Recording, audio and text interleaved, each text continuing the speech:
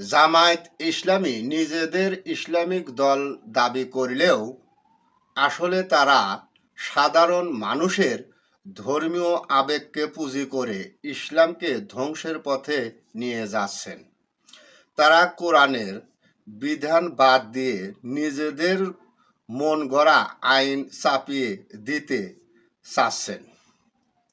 আপনাদের মনে প্রশ্ন আসতে পারে কিভাবে?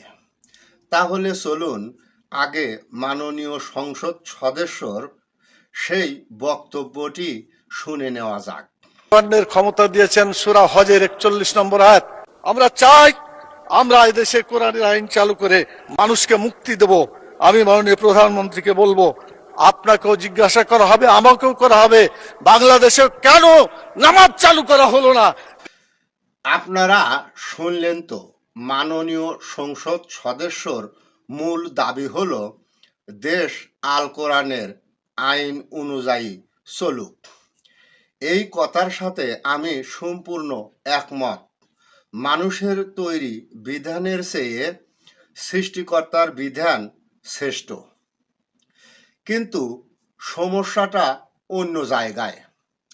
তিনি বলছেন নামাজ বাধ্যতামূলক করার আইন পাশ করতে। এখন প্রশ্ন হলো, আল কোরআনে কি প্রচলিত এই নামাজ শব্দের উল্লেখ আছে? নামাজের যেই ধারণা সরাসরি কোরআনে নাই, সেই নামাজকে কেন্দ্র করে আইন পাশ করা কথা বলছেন। সেই আইন পাশ করলে দেশের কি লাভ হবে?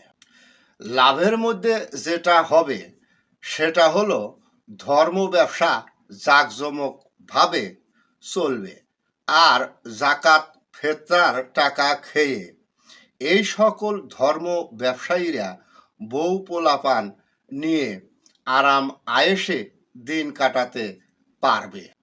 এছাড়া কোনো লাভ দেখছি না।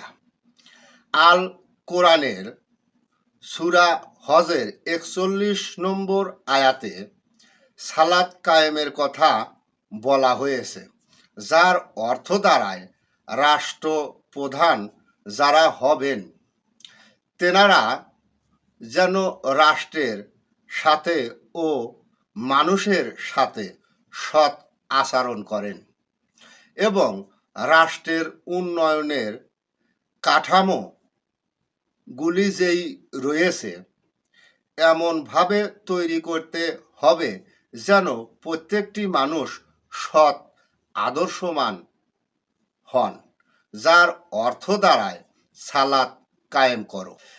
কিন্তু সেই সালাতকে ভ্রান্তিক নামাজ বুঝিয়ে যা এই সমাজে রাষ্ট্রীয়ভাবে চালু করতে চাইছে এই তথাকথিত ধর্ম ব্যবসায়ী জামায়াত দলটি সালাতের প্রকৃত চেতনার বিরুদ্ধে গিয়ে নতুন এক ফিতনা বা বিশৃঙ্খল সৃষ্টি করতে চাইছেন। আল কোরআনের দোহাই দিয়ে তারা যা করতে চাইছেন তার সবই আল কোরআনেরই বিরোধিতা।